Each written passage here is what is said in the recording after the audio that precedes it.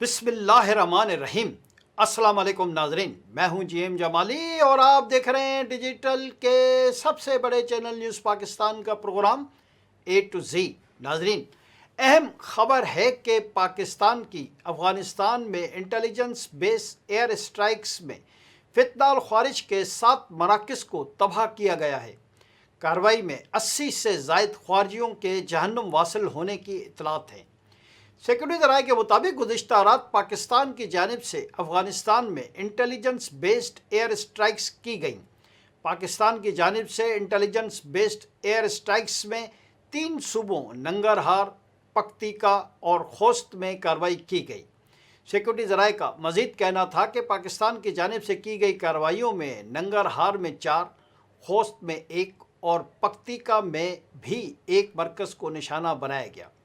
تباہ کیے گئے مراکز میں نیا مرکز نمبر 1 ننگرہار، نیا مرکز نمبر 2 ننگرہار اور خارجی مولوی عباس مرکز خوست، خارجی اسلام مرکز ننگرہار شامل ہیں۔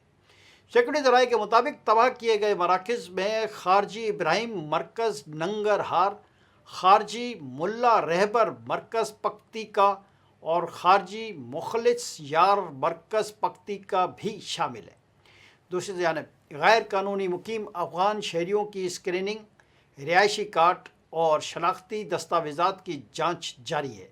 سیکورٹی حکام کے مطابق اسلام آباد، راولپنڈی، مری، اٹک، چکوال میں حساس مقامات، آبادیوں اور بازاروں کی اسکریننگ کی گئی، جس کے دوران 2 اشتہاری ملزمان سمیت 13 غیر قانونی مقیم افغان شہریوں کو گرفتار کر لیا گیا ہے۔ حکام کا کہنا ہے کہ کارروائیوں میں police, lady police, rangers, elite force, police dolphin squad, C T D سمیت انٹیلیجنس ادارے شریک تھے۔ سیکورٹی حکام نے عزم ظاہر کیا ہے کہ پاکستان میں غیر رجسٹرڈ افغان شہریوں کے خلاف کارروائی بلا امتیاز جاری رہے گی۔ وفاقی دارالحکومت اسلام آباد کے انڈسٹریل ایریا اور راولپنڈی میں حبیب کالونی، اللہ آباد، کچا اسٹاپ اور اطراف میں سرچ اینڈ کومبنگ آپریشن مکمل کر لیا گیا ہے۔ مری تحصیل کے جنرل بس اسٹینڈ، لاری اڈہ اور گرد و نواح، اٹک، حسن ابدال، ہزرو جنڈ، فتح جنگ اور پنڈی گیپ میں بھی کومبنگ کارروائیاں مکمل کر لی گئی ہیں۔ ضلع چکوال کے تمام 12 تھانوں کی حدود میں خصوصی سرچ آپریشن مکمل کیا گیا ہے۔ دریں اثنا ورلڈ فوڈ پروگرام کی جانب سے کہا گیا ہے کہ افغانستان میں 40 لاکھ بچے غذائی قلت کا شکار ہیں۔ افغان میڈیا کے مطابق فنڈز کی کمی کے باعث تقریباً 17.4 ملین لوگوں کی ضروریات پوری نہیں کی جا سکتیں۔ افغان میڈیا کا کہنا ہے کہ افغانستان میں دور دراز علاقوں میں بیشتر بچے علاج کے مراکز تک پہنچ نہیں پا رہے۔ ورلڈ فوڈ پروگرام کے مطابق افغانستان میں لاکھوں بچوں کی زندگیاں خطرے میں ہیں۔ جی ناظرین، دوسری طرف پاکستان اور بنگلہ دیش کے وزرائے خارجہ نے عوام کے مفاد میں مستقبل کی شراکت داری کو فروغ دینے کے عزم کا اعادہ کیا ہے۔ نائب وزیر اعظم اور وزیر خارجہ سینیٹر اسحاق ڈار نے بنگلہ دیشی ہم منصب ڈاکٹر خلیل الرحمان سے ٹیلی فونک گفتگو کی ہے۔ اسحاق ڈار نے ڈاکٹر خلیل الرحمان کو بطور وزیر خارجہ تقرری پر مبارکباد دی۔ اس موقع پر دونوں رہنماؤں نے پاکستان اور بنگلہ دیش کے تعلقات مزید مضبوط بنانے کے عزم کا اظہار اور امن، استحکام اور خوشحالی کے مشترکہ ویژن کو آگے بڑھانے پر اتفاق کیا۔ گفتگو کے دوران مختلف شعبوں اور کثیر الجہتی فورمز میں تعاون بڑھانے پر اتفاق کے ساتھ عوام کے مفاد میں مستقبل کی شراکت داری کو فروغ دینے کے عزم کا اعادہ کیا گیا۔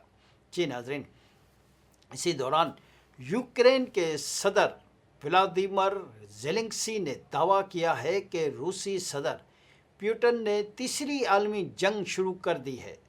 برطانوی نشریاتی ادارے سے گفتگو کرتے ہوئے انہوں نے کہا کہ روسی صدر کو روکنے کا واحد طریقہ بھرپور فوجی اور معاشی دباؤ ہے۔ پیوٹن یوکرین پر ہی نہیں رکیں گے۔ انہوں نے کہا کہ پیوٹن کو روکنا، انہیں یوکرین پر قبضہ نہ کرنے دینا پوری دنیا کے لیے فتح ہوگی۔ ادھر یوکرین کے علاقے अवडीसा पर रूसी ड्रोन हमले में 2 अफराद हलाक और 3 जख्मी हो गए।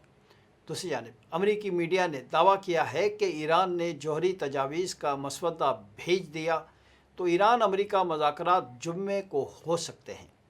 अमरीकी हकाम के हवाले से मीडिया रिपोर्ट में कहा गया है कि जौहरी मुआहदे की मुफस्सिल ईरानी तजावीज़ 48 घंटों में मिल जाएं तो जुमे को मुज़ाकरात मुतवक्का हैं। मीडिया रिपोर्ट के मुताबिक अमरीकी मुज़ाकरात कार जनेवा में ईरान जौहरी मुज़ाकरात के अगले दौर के लिए तैयार हैं। इधर बरतानवी खबर रसां इदारे ने दावा किया है कि जौहरी मुज़ाकरात में ईरान ने अमरीका को अपनी तेल की सनत में सरमायाकारी की पेशकश कर दी। रिपोर्ट के मुताबिक ईरानी ओहदेदार का कहना है कि मुज़ाकरात में ज़ेर गौर मुआशी पैकेज में अमरीका को सरमायाकारी की पेशकश की गई है।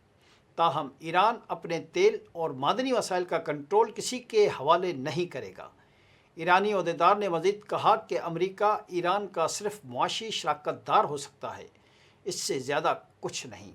अमरीकी कंपनियां ईरानी तेल और गैस फील्ड में हमेशा ठेकेदार के तौर पर ही काम कर सकेंगी। ईरानी ओहदेदार ने कहा है कि पुरअमन जौहरी अफजोदगी के बदले ईरान इलाकाई अफजोदगी कंसोर्शियम के क़याम पर गौर कर सकता है। जी नाज़रीन, इधर तहरीक इंसाफ के असीर रहनुमा शाह महमूद कुरैशी, यास्मीन राशिद, एजाज चौधरी, उमर सरफराज चीमा, महमूदुल रशीद ने मशरिक़ वस्ता में अमन व इस्तेहकाम और फ़लस्तीन के मसले पर कसीरुल जमाती कॉन्फ्रेंस बुलाने की तजवीज़ पेश कर दी। कोट लखपत जेल में कैद पीटीआई के रहनुमाओं ने वकील के ज़रिए जारी बयान में कहा है कि पार्लियामेंट में फ़लस्तीनी मसले और मशरिक़ वस्ता में कशीदगी पर कोई बहस नहीं हुई। असीर पीटीआई रहनुमाओं ने कहा है कि तमाम फ़रीक़ैन को फ़लस्तीनी अवाम के हक़ के ख़ुद इरादियत की अपनी हिमायत का अदा करना चाहिए। ख़ित्ते में 2 रियासती हल और इंसाफ के बग़ैर पायदार अमन मुमकिन नहीं। तहरीक इंसाफ के असीर रहनुमाओं का यह भी कहना है कि इसराइल को बोर्ड ऑफ पीस की रुकनीत दिया जाना और फ़लस्तीनियों को बाहर रखना क्या इंसाफ है। दूसरी तरफ सुप्रीम कोर्ट के बाहर पाकिस्तान तहरीक इंसाफ के अरकान पार्लियामेंट ने एहतजाज किया है। पीटीआई अरकान पार्लियामेंट ने बानी पीटीआई के मुकदमात मुकर्रर करने और अहल खाना से मुलाकात कराने का मुतालबा किया। एहतजाज के शुरका ने बानी पीटीआई के ज़ाती मुआलजीन से मुआयने का भी मुतालबा किया। आज के लिए इतना ही। अगले प्रोग्राम तक के लिए अपने मेज़बान जेएम जमाली को इजाज़त दीजिए। अल्लाह हाफ़िज़।